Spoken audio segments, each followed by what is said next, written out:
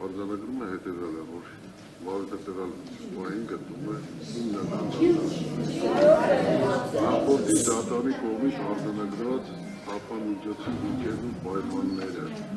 մասնարապես վարորդի խոչընդոտելով քրեական դատավարության գրքի 43 հոդվածով դրված պարտականությունները չկատարելով ռիսկերը, ինչպես նաև նվազ ռիսկը հանցանք կատարելու այս պահին չեն վերացել, չեն փոփոխվել, այսինքն իրավաչափության պայմանները չեն փոխվել եւ արտադրանքային խափամիջոցները իզորու չեն տրվել վաճառ օրինական վարկագիծը ապահովելու հետևաբար խափամիջոցի ժամկետը 2 ամսով կերկարացվի եւ որոշումներ ստանալու պես այն կարող է վերակրիչ քրեական